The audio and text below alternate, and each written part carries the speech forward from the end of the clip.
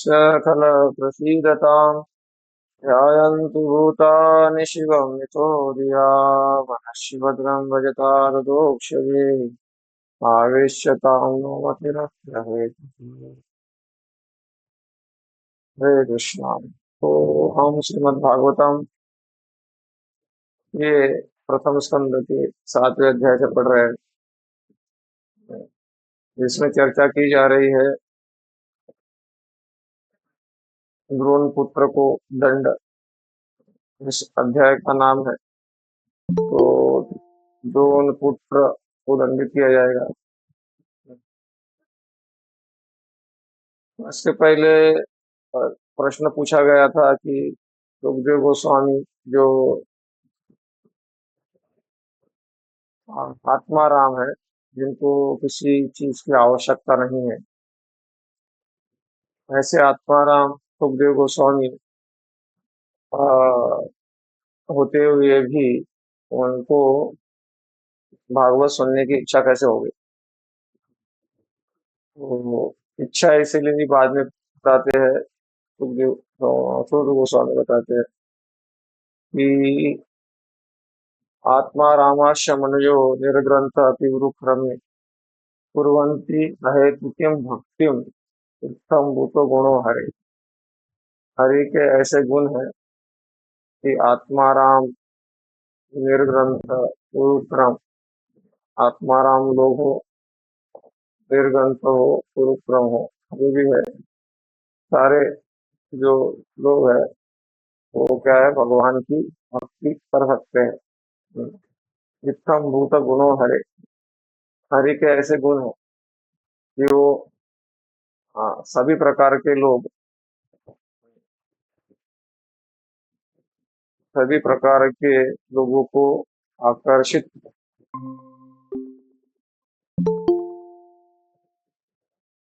श्रीमद् भागवतम श्रीमद् भागवतम सभी प्रकार के लोगों को आकर्षित करने का सामर्थ्य रखता है। इत्थम भूत गुणो हरे। हरि के ऐसे गुण है कि सभी को आकर्षित कर सकता है। तो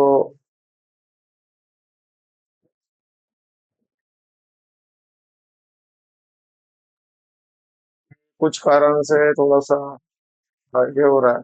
1 मिनट के लिए हरे कृष्ण मंत्र बोलेंगे। हरे कृष्णा कृष्णा कृष्णा हरे हरे, हरे राम राम राम हरे हरे कृष्णा कृष्णा कृष्णा हरे राम राम राम हरे हरे कृष्णा हरे राम राम हरे हरे।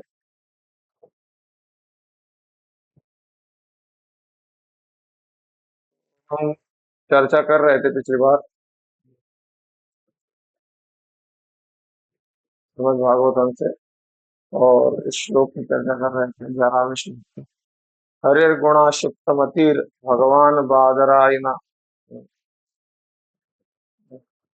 अध्यागान महदाख्यानम नित्यम विष्णु जन प्रिय। ये चर्चा कर रहे थे। इसका अनुवाद इस प्रकार से था कि इसीलिए राजदेव के पुत्र जो सुखदेव गोस्वामी न केवल दिव्य शक्ति से युक्त थे, किंतु वे भगवान के भक्तों के भी अत्यंत प्रिय थे। इस प्रकार उन्होंने इस महान कथा श्रीमद् भागवत राम का अध्ययन किया। तो इसका आगे चर्चा करते हुए हम तात्पर्य में चर्चा कर रहे थे कि तात्पर्य में बहुत सारी चीजें प्रभुपाद जी ने बताया कि निराकार साकार, कुछ लोग भगवान को निराकार मानते हैं, कुछ साकार मानते हैं। तो निराकारवादी साकारवादियों के बीच में स्पर्धा स्पर्धा चलती रहती है। तो प्रभुपाद जी ने कहा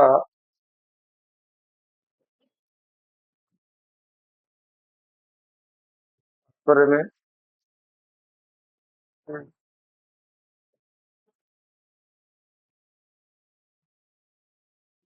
तात्पर्य में कहा था उन्होंने कि जब सुखदेव गोस्वामी ने भागवतम सुना, सुखदेव गोस्वामी ने जब भागवत सुना, तो वो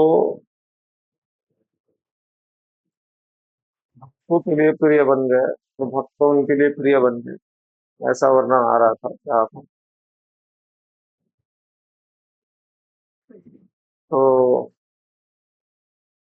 जिससे चर्चा करने से पहले गुरु गौरांगों को याद करना चाहिए। ओम अज्ञानतिमिरन्धस्य ज्ञानाञ्जनशलाकया चक्षुरुन्मिलितं येन तस्मै श्रीगुरवे नमः।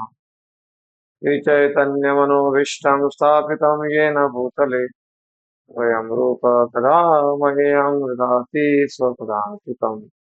वन्देऽहं श्रीगुरो श्रीयुतपदकमलं श्रीगुरून् वैष्णवांश्च श्रीरूपं साग्रजातं सहगण रघुनाथान्वितं तं सजीवं साद्वैतं सावधूतं परिजनसहितं कृष्णचैतन्यदेवं श्रीराधा कृष्णपादां सहगण ललिता श्रीशाखान्वितांश्च नमो विष्णुपादाय कृष्णपृष्ठाय भूतले श्रीमते भक्तिवेदान्त स्वामिनिति नामिने। नमस्ते सरस्वती देवे गौरवाणी प्रचारिणे निर्विशेषशून्यवादी पाश्चात्यदेशतारिणे नमो महावदान्याय कृष्णप्रेमप्रदायते कृष्णाय कृष्णचैतन्य नाम्ने गौरविषे नमः। हे कृष्णा करुणा सिन्धो दीनबन्धो जगत्पते गोपेश गोपिकान्त राधाकान्त नमोऽस्तुते। सप्तकाञ्चन गौराङ्गी राधे वृन्दावनेश्वरी वृषभानुसुते देवी प्रणमामि हरिप्रिये। वाञ्छाकल्पतरुभ्यश्च कृपा सिन्धुभ्येव च पतितानां पावनेभ्यो वैष्णवेभ्यो नमो नमः। जय श्री कृष्ण चैतन्य प्रभु नित्यानंद श्री अद्वैत गदाधर श्रीवासादि गौर भक्तवृंद। हरे कृष्णा कृष्णा कृष्णा हरे हरे हरे राम राम राम हरे हरे। हरे कृष्णा कृष्णा कृष्णा हरे हरे हरे राम राम राम हरे हरे। हरे कृष्णा कृष्णा कृष्णा हरे हरे हरे राम राम राम हरे हरे। तो श्रीमद् भागवतम में पिछली बार तात्पर्य कह रहे थे प्रभुपाद, व्यावहारिक रूप से सुखदेव गोस्वामी अपने मन में ही सोचते हुए परम ब्रह्म के निराकार धारण से विलग हो गए कि उन्होंने अपना समय इतना समय परमेश्वर के निराकार उपाधि के पीछे व्यर्थ ही गवा दिया। तो जब उन्होंने भागवतम सुना, तो भागवत जब सुना उन्होंने, तो वो निष्कर्ष पर आए कि उन्हें जो अपना समय है व्यर्थ ही गवा दिया। ये जो निष्कर्ष है, अपना समय व्यर्थ ही गवा दिया, ये निष्कर्ष पे आना वास्तविक भक्ति का प्रभाव है। तो जैसे भक्ति विनोद ठाकुर भी अपने वैष्णव गीत में मैजिस्ट्रेट थे और बहुत सारी जिम्मेदारियां भी निभा रहे थे, उन्होंने अच्छे से जिम्मेदारी भी निभाई अपनी। लेकिन जो विष्णु वैष्णव गीतों में वो गाते हैं, वार्धक्य एको न उपाय विहीन कांदिया कातरती ना भजिया तो रे दिन वृथा केलो एका न भोजी तो एको न भोजी वो हरि। तो ऐसा एक ना भजिया तोरे दिन व्यथा गेलो। वृथा गेलो मतलब मेरे दिन का भजन न करते हुए ऐसे व्यर्थ चले गए, ऐसा उनका निष्कर्ष आया। तो ये निष्कर्ष कैसे आता है? जब शास्त्रों का अध्ययन और साधु संगति में विवेक जागृत होता है। तो जब विवेक जागृत होता है तो हमको समझता है कि इस संसार में जो भी हम कर रहे हैं, जो भी हम प्राप्त करने की इच्छुक है, जो भी हम प्राप्त करना चाहते हैं, वो सारा वो क्या है, सपना है। उमा कहू गए अनुभव अपना, सत हरि भजन जगत सब सपना। तो इसका कहने का तात्पर्य ये नहीं रहता कि व्यक्ति आलसी बन जाए या फिर वो अपनी ड्यूटी को ना करे। अ, लेकिन उद्देश्य ये रहता है कि तुम मूर्ख मत बनो, क्योंकि आध्यात्म मतलब क्या है कि अ, ये समझना, जैसे हम शरीर को सब कुछ मानते हैं, तो अध्यात्म से ये समझना कि this body is not all in all, spiritual body exist. मतलब ये शरीर ही सब कुछ नहीं है, आत्मा भी अस्तित्व में है, नहीं तो हम जला के फूक नहीं देते उसको, भस्म नहीं कर देते। दूसरा अध्यात्म है कि I am not all in all. अध्यात्म का अर्थ है I am not all in all, मतलब मैं सब कुछ नहीं हूँ। कुछ मेरे इशारे से मेरे घर के चार लोग शायद हो सकता है सुनते होंगे, लेकिन मेरे नगर के लोग मेरे इशारे से सुनेंगे, और देश के तो जाने दो। तो that is not, I am not all in all. तो ये समझना यह अध्यात्म है। और अ, तीसरा ये समझना चाहिए कि this material world is not all in all. संसार जो है सब कुछ नहीं है, स्पिरिचुअल वर्ल्ड एग्जिस्ट, आध्यात्मिक जगत अस्तित्व में है।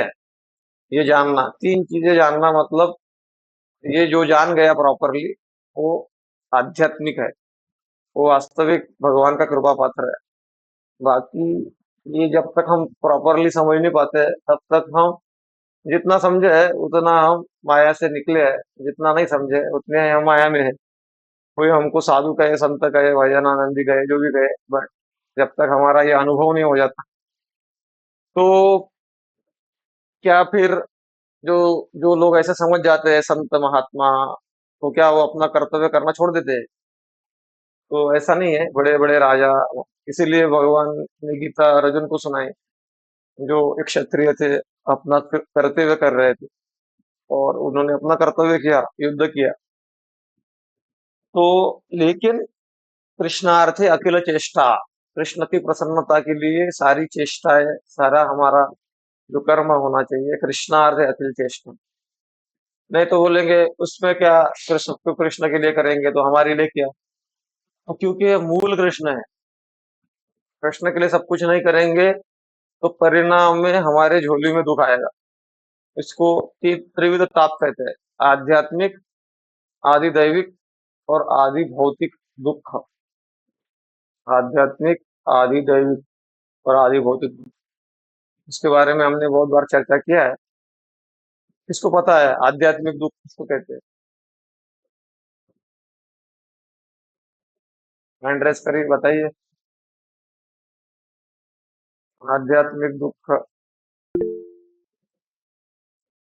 बताइए बताइए, आपने हैंड रेस किया है।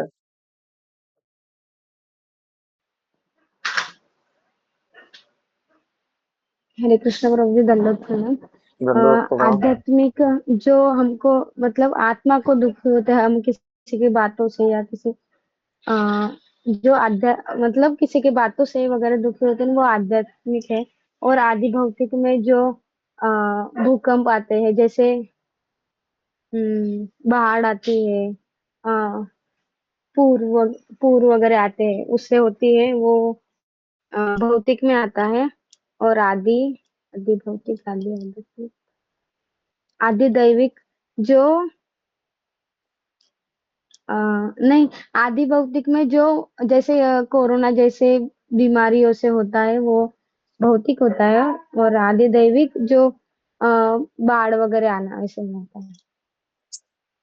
एक अच्छा प्रयास किया आपने, और ऑलमोस्ट बराबर है। और कोई बताना चाहता है क्या?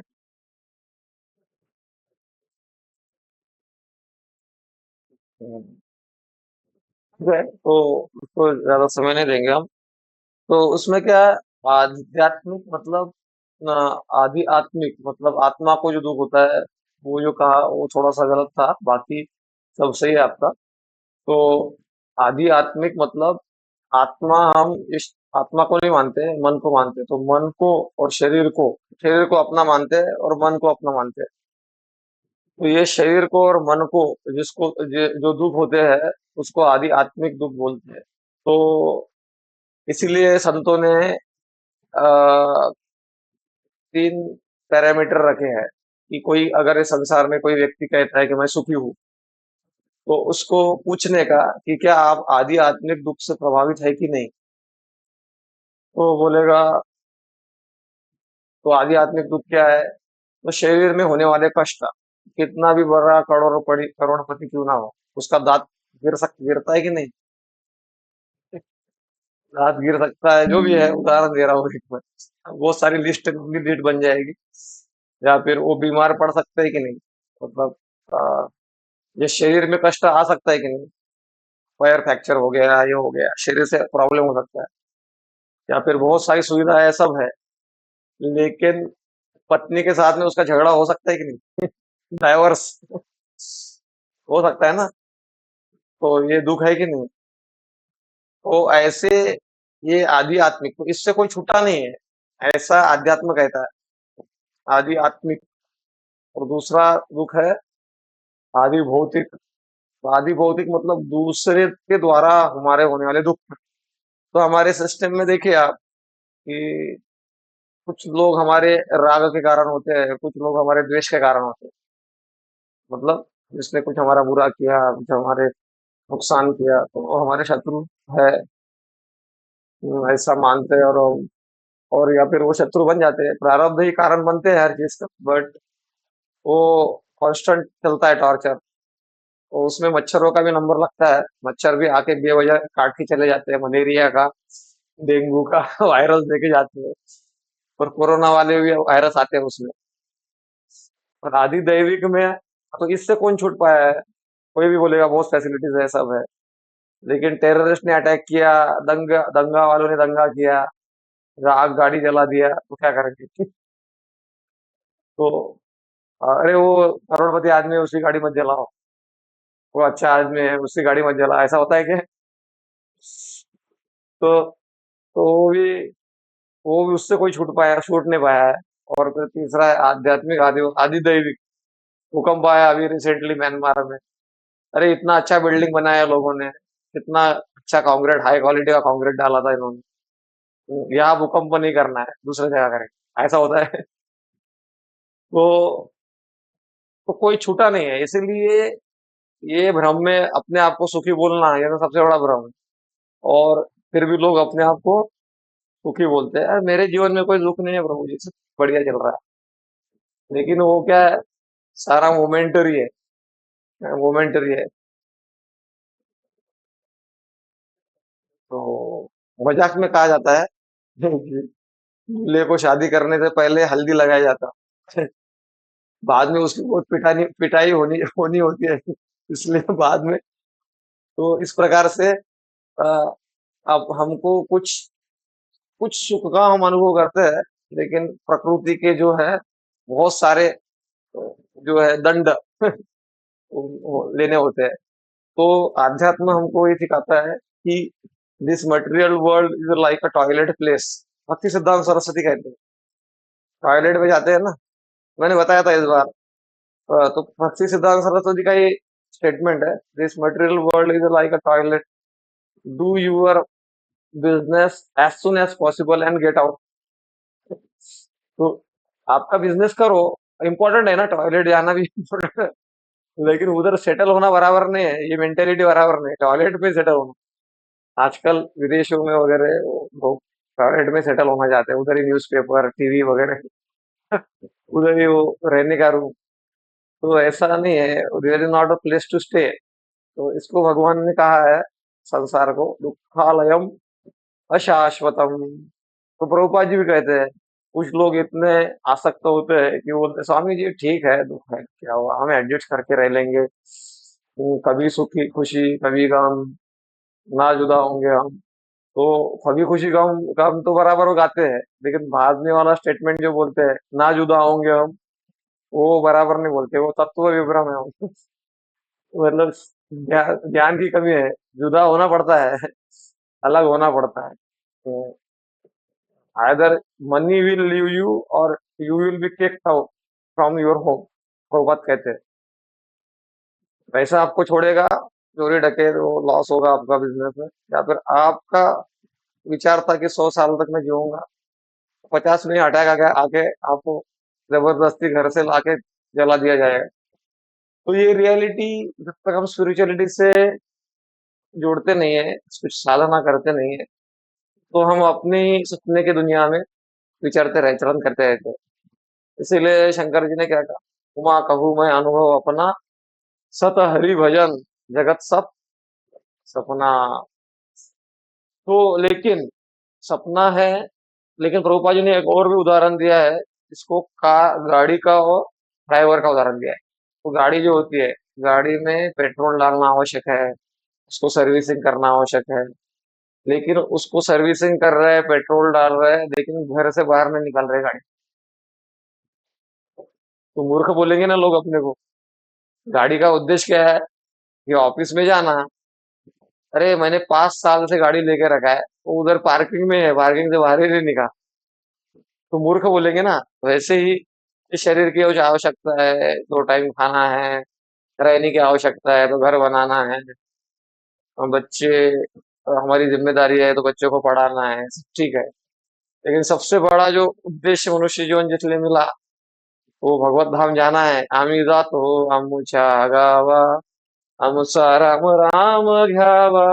वो जो है बैक टू गॉडेड, उसके लिए अगर हमने प्रयास नहीं किया तो वो मूर्ख हो गए हम। मूर्ख नंबर 1। तो प्रभुपाद जी ने जब शुरुआती के दिनों में कुछ किताबों का प्रिंटिंग किया, तो उस दिनों में उन्होंने एक किताब लिखा, easy journey to other planet. Easy journey to, अन्य ग्रहों की सुगम यात्रा, सुना होगा आपने, अन्य ग्रहों की सुगम यात्रा। तो ग्रंथ वितरण कर रहे थे प्रभुपाद जी शुरुआत के दिनों में, स्वयं प्रभुपाद ही ग्रंथ वितरण किया करते थे। तो प्रभुपाद जी जब ग्रंथ वितरण कर रहे थे, तो एक व्यक्ति बोला क्या इस ग्रंथ को पढ़ने से क्या हम अन्य ग्रह में आसानी से जा सकते हैं क्या? प्रभुपाद, मैंने जरूर जा सकते हो। दूसरा प्रश्न उसने पूछा कि वहां से वापस भी आ सकते हैं क्या?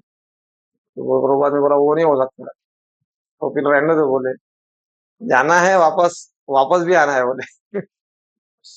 तो अन्य ग्रहों में जाना है और वहां से वापस भी आना है। तो ये हमारा प्रॉब्लम है कि हम परमानेंटली भगवत धाम जाने की इच्छुक नहीं है।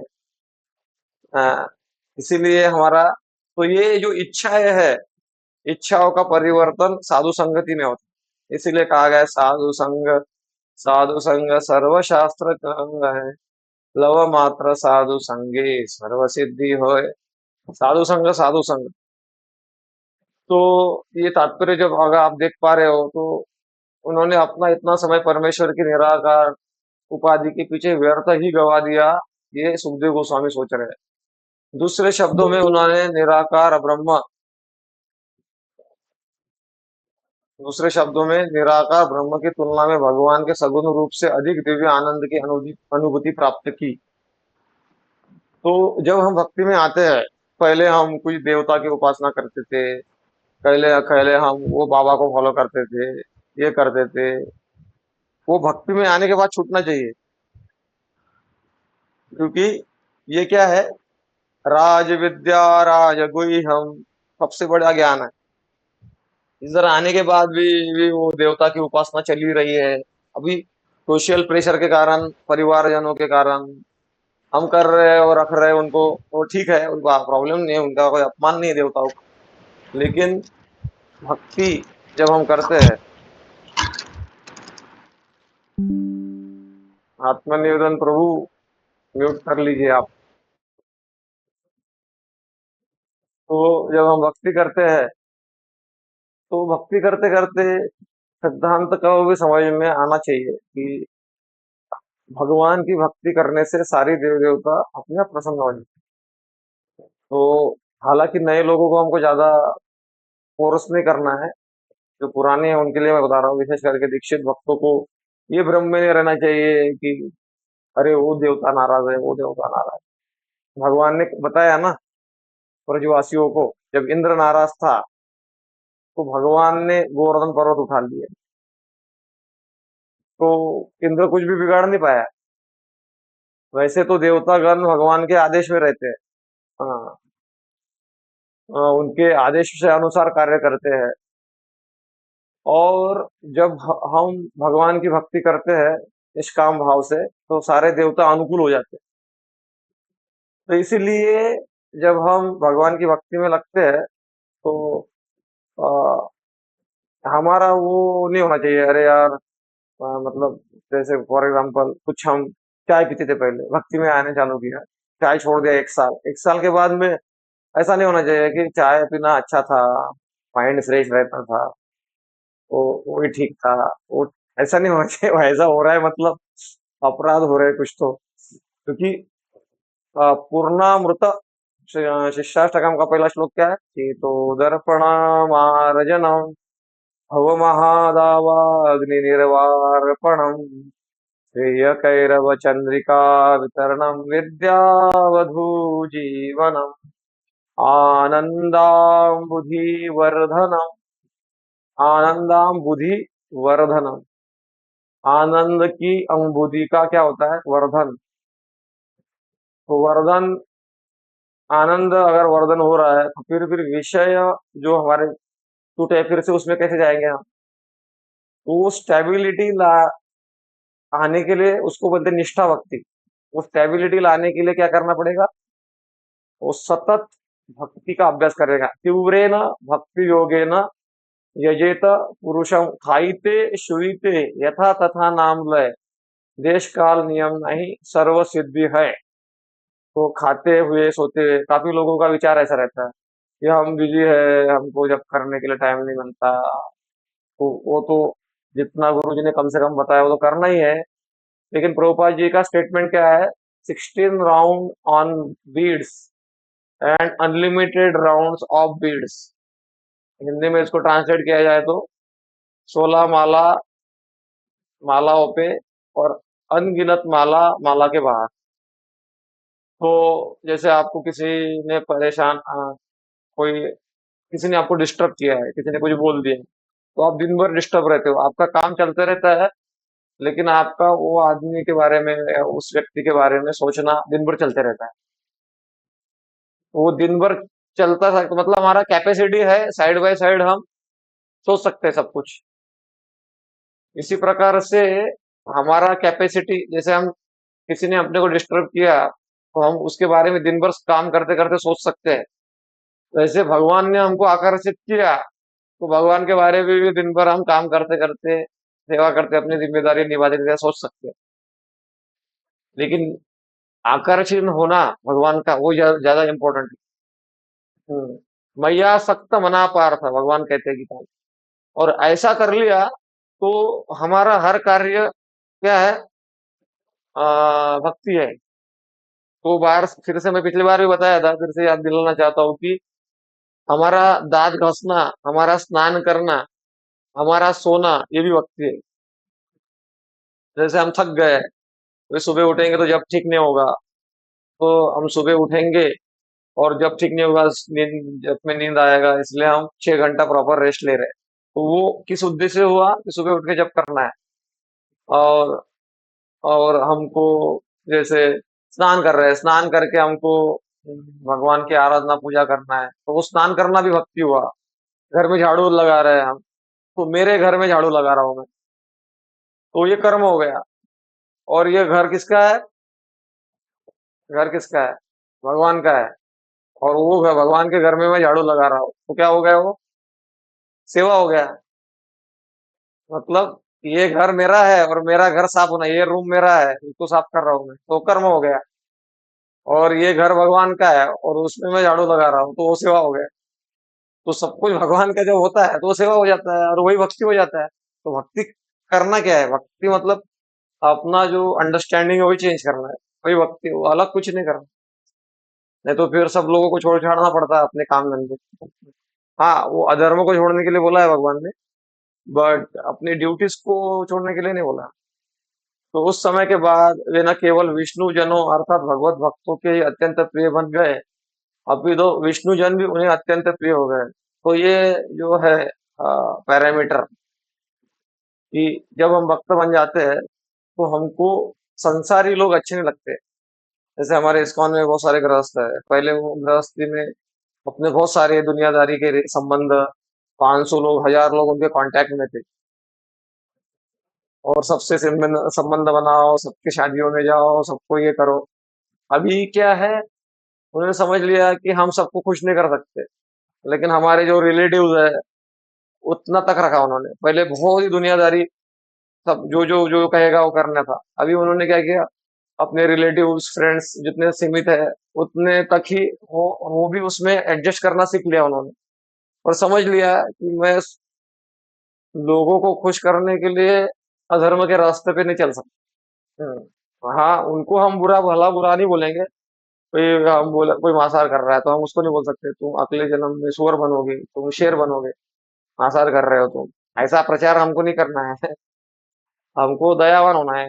जैसे सनातन गोस्वामी को कहा ना चैतन्य महाप्रभु ने, जीवे दया नामे रुचि, क्या वैष्णव सेवन, तीन छाड़ी धर्म नाही, आर सनातन। जीवे दया नामे रुचि, जीव के प्रति दया, और नाम के प्रति रुचि, और वैष्णव की सेवा। तीन छाड़ी, तीन को छोड़ गया और तीन चीजें हमारे जीवन में नहीं है, तो फिर धर्म का अभाव है। धर्म का इसका कनेक्शन है। तो तो ये पैरामीटर है। तो अगर अगर हम अ, भक्ति कर रहे हैं तो हमको भक्ति, भगवान और भक्त पसंद आएंगे। हम हर परिस्थिति में, जैसे अगर हमारा कोई दोस्त बोलता है कि चलो इधर जाएंगे घूमने के लिए, और कोई भक्त बोलता है कि थोड़ा आओ सत्संग के लिए, तो हमारा चॉइस क्या होता है? अ, हमारा नेचुरली अंदर से मन क्या बोलता है? तो अगर मन बोलता है भक्त संग में चलो, तो मतलब वो भक्त बन रहा है। और मन बोलता है चलो बहुत हो गया भक्ति भक्ति, इतना भी भक्ति क्या करने का, तो मतलब अभी बहुत अविद्या बाकी है। और भक्तों को भी वो व्यक्ति पसंद आता है, क्योंकि वो क्या होता है उसमें, जो भक्त होता है उसमें क्या होता है, सर्विस एटीट्यूड डेवलप हो जाता है। क्योंकि देखिए, कोई व्यक्ति, कोई पत्नी पति से बहुत आ सकता है, या पति पत्नी से बहुत आ सकता है, तो नेचुरली उसके बारे में सोचता रहता है कि अरे उनके लिए साड़ी लेके जाना है, ये करना है। या पत्नी सोचते है अभी पति के लिए क्या कुकिंग बनाए, कुकिंग खरीदे, क्या अच्छा बनाएंगे, ये बनाएंगे, नेचुरल सोचता है। सर्विस एटीट्यूड आ जाता है ना, कनेक्शन है तो। या फिर बेटे के प्रति माँ आ सकता है, तो वो क्या बनाएंगे, उसे खाने के लिए क्या बनाना है, कपड़ा कौन सा लेना है, कौन से स्कूल में डालना है, चिंतन चलते रहता है। वैसे हम भक्त बनने के बाद में हमारा चिंतन क्या चलता है, वैष्णव की सेवा करना है, कैसे करना है, क्या करना है, किस प्रकार से करना है, कैसे मैं अच्छे से वैष्णव की सेवा कर सकूं, कैसे मैं भगवान की सेवा ये हमारे माइंड में घूमते रहता है। तो जिससे जहां आ सकते हैं उधर माइंड घूमता है। तो ये एक पैरामीटर है अपने आप को परखने का। तो आगे बढ़ते हैं हम। लेकिन क्योंकि स्वयं एक प्रगाढ़ भक्त बन गए थे, तो सदैव वैष्णव जनों की संगति करना चाहते थे। अतः ऐसा प्रतीत होता है कि सुखदेव गोस्वामी ने भी भक्तों को नहीं चाह अतः ऐसा प्रतीत होता है कि सूल सुखदेव गोस्वामी भी भक्तों को नहीं चाहते थे। तो निराकार के उपासक थे सुखदेव गोस्वामी। तो इसमें तात्पर्य में प्रभुपाद ने लिखा कि ऐसा प्रतीत होता है कि वो भक्तों को नहीं चाहते थे। तो क्योंकि निराकार में पर्सनल रिलेशनशिप नहीं रहता। हम अहम ब्रह्मास्मि, ब्रह्म निराकार का तो रिलेशन की क्या जरूरत? तो मुझे किसी भक्त की जरूरत नहीं है, मैं अकेला ही ठीक हूँ, ऐसा सोचना। मैं गुरु की जरूरत है। तो ये सारा जो है, ये निराकारवादी का लक्षण है। तो हमारे अंदर भी वो निराकारता भरी हुई है। नहीं तो फिर हम, जैसे भक्ति विनोद ठाकुर गाते हैं, एकाकी अमार नाही पाय बल, हरि नाम संकीर्तने, कृमा तुम्ही कृपा करी, श्रद्धा बिंदु दिया, देहो कृष्ण नाम धने, ओ हे वैष्णव ठाकुर, दयार सागर, ये दासे करुणा करी। ऐसा ऐसा भाव निकलेगा, ओ वैष्णव ठाकुर दया करिए, ये दासे करुणा करी। हम्म और बोले एकाकी आमार, एकाकी मतलब अकेले मेरे, ना ही पाया बल, मेरे में बल नहीं है। जब करने लगता हूँ तो सो जाता हूँ। तो मेरा खुद का अनुभव है कि मैं जब अकेले जब करता हूँ तो इतना उस होता नहीं है प्रॉपर। लेकिन जब मैं भक्त समुदाय में मंदिर में जाता हूँ, भक्तों के संग में जब करता हूँ, तो क्या बढ़िया माला होता है, तो बल मिलता है। ये अपने को समझना पड़ेगा कि बल भक्तों के समुदाय से मिलता है। एक बार मैंने एक स्टोरी भी बताया था, गरुड़ जी और सांप का। इसको पता है गरुड़ जी और सांप के बीच में इंटरेक्शन हुआ था? नहीं? ठीक है, फिर से रिपीट कर देंगे। एक बार ऐसा हुआ कि गरुड़ जी शंकर भगवान को मिलने के लिए गए। तो शंकर भगवान ने स्वागत किया गरुड़ जी का। तो गरुड़ जी जब बैठ ही रहे थे, तो शंकर के भगवान के गले का जो सांप था वो फुफकार मारने लग गया। फुफकारे मारने लग गया। तो गरुड़ ने कहा, तुम अपनी हैसियत भूल गए शायद, फुफकारे मार रहा है। तुम जानते नहीं मैं कौन हूँ, गरुड़ हूँ। लेकिन फिर भी मैं तुम्हारा कुछ बिगाड़ूंगा नहीं, क्योंकि तुम्हारा ये जो प्रभाव है तुम्हारा प्रभाव नहीं है। स्थानम प्रभावम, नहीं वो क्या बोलते हैं, बलम प्रभावम। हाँ, स्थानम प्रभावम न बलम प्रभावम, ऐसा बोलते हैं गुरु। ये तुम्हारा बल का प्रभाव नहीं है, फुसकारे मार रहा है। जितना तुम फुसकारे मार रहे हो, ये तुम्हारा बल का प्रभाव नहीं है। स्थानम प्रभाव, ये स्थान का प्रभाव है, जहां तुम बैठे हो। तुम कहाँ बैठे हो? शंकर जी के गले में बैठे हो, उससे तुमको शक्ति मिल रहा है। इस प्रकार से हम भक्तों से कनेक्टेड है, और भगवान संप्रदाय से कनेक्टेड है, तब जाके नाम जपने का बल हमको प्राप्त हो रहा है। और वो बल बढ़ेगा, कृपा आएगी, जितना हम अ, गुड कंडक्टर रहते। गुड कंडक्टर सुना है ना? Good conductor, bad conductor. जैसे लकड़ा होता है, वो बैड कंडक्टर नहीं, वो तो कंडक्टर ही नहीं होता। लेकिन कुछ चीजें तो बैड कंडक्टर होते हैं, थोड़ा थोड़ा करंट पास होता है। कुछ जो धातु होते हैं वो गुड कंडक्टर होते हैं। तो जितना हम गुड कंडक्टर बनेंगे संप्रदाय के ज्ञान को, तद्विद्धि प्रणिपाते न परिप्रश्ने न सेवया, क्या पद्धति बताया भगवान ने गीता में? प्रणिपाते न, मतलब पहले प्रणाम करो, परिप्रश्ने न, फिर प्रश्न पूछो। तो प्रश्न पूछने से पहले आचार्य बताते हैं सेवा करने का भाव रखो, सेवा करो। फिर प्रणिपात मतलब अपने आप को छोटा मानो, सेवा करो, फिर प्रश्न पूछो। और प्रश्न कौन पूछता है? व्यक्ति जिसको लगता है मुझे कुछ पता नहीं, वही पूछता है ना। तो ये कलयुग का इफेक्ट है, ये ऐसा है कि कलयुग में हर व्यक्ति अपने आप को ज्ञानी समझता है। स्वामी तुम्हारे भक्तजनों में हमसे बढ़कर कौन? अब देखो, वो रिक्शा चलाने वाला वो भी प्रवचन दे देगा, वो अगर कोई आध्यात्मिक की बात निकालेगा। तो जब मैं पुणे से आ रहा था, तो एक आदमी रिक्शा चलाने वाला थोड़ा शराब पिया हुआ था। तो स्टेशन तक पहुंचने तक मुझे उसने बहुत सारा प्रवचन दे दिया, और मैं सुन ही रहा था, मतलब क्या कर रहे हैं। जरा थोड़ा सा शराब पिया था वो, और वो मुझे प्रवचन दे रहा था। ऐसा ये है, आत्मा है हम, ये है वो सब। तो ज्ञान सबको है, लेकिन ज्ञान को विज्ञान में कन्वर्ट होने के लिए प्रामाणिक साधु से, परंपरा से जुड़कर वहां वहां नम्र हुआ जाता है। वो डायरेक्ट तब जाके वो ज्ञान जो है डाइजेस्ट होता है। तो ठीक है, आगे बढ़ते हैं हम अभी।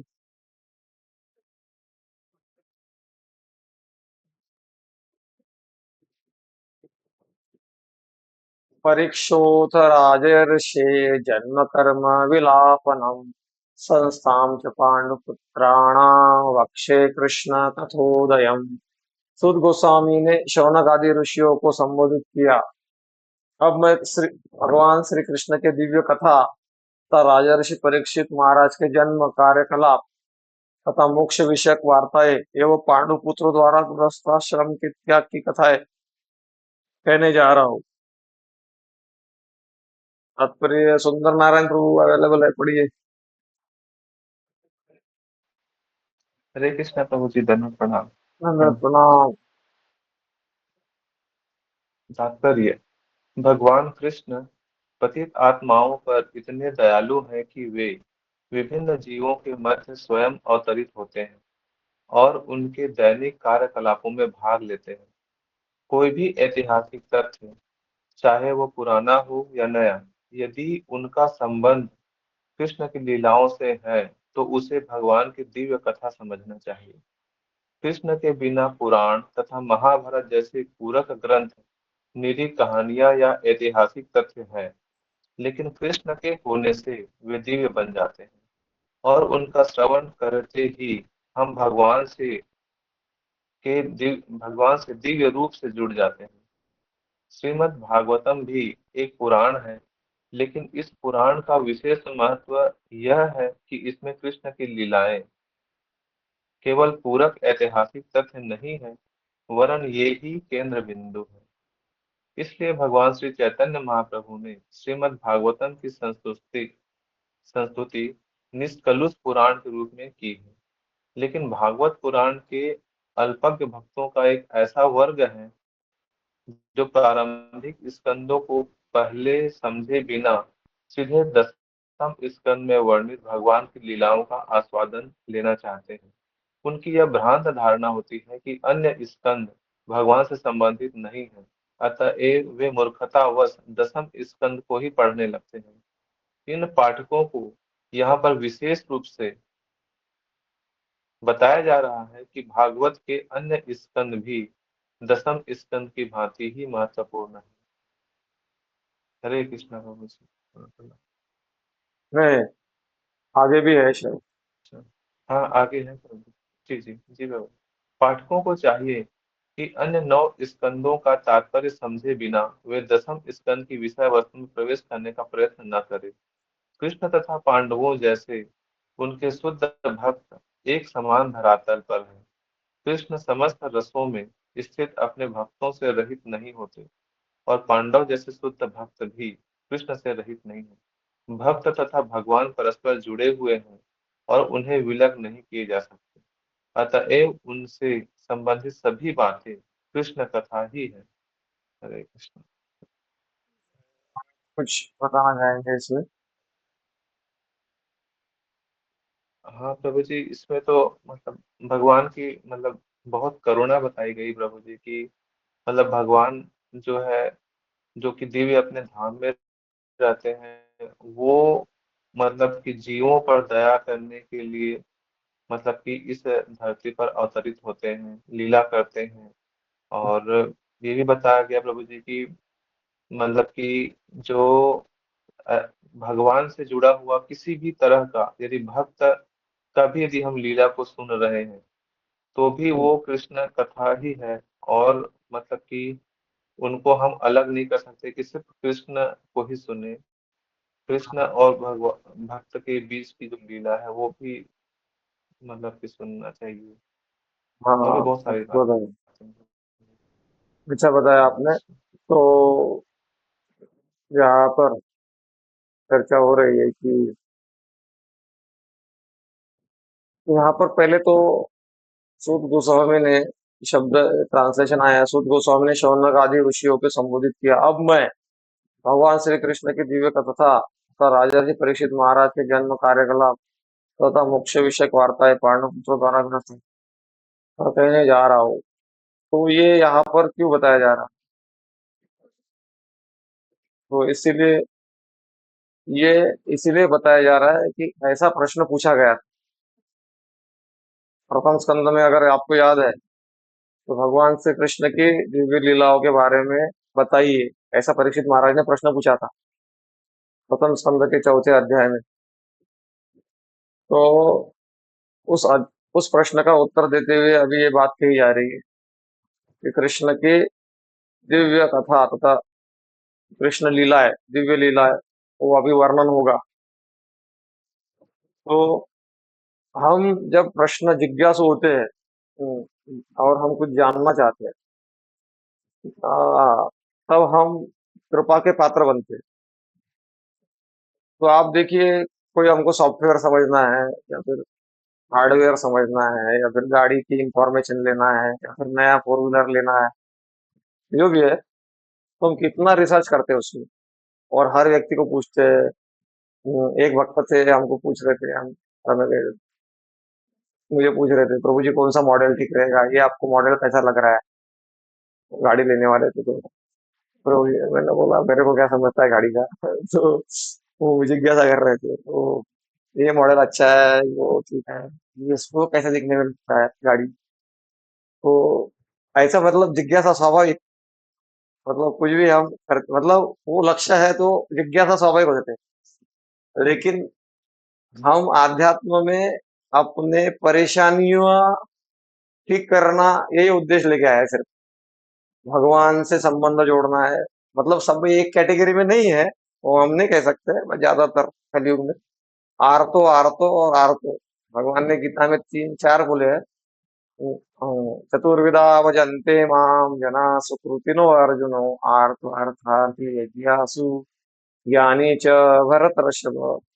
तो, तो हम जब जिज्ञासा करते हैं, तो जिज्ञासा से ये भी पता चलता है कि we are interested in a subject matter, जो सब्जेक्ट मैटर डिस्कस किया जा रहा है।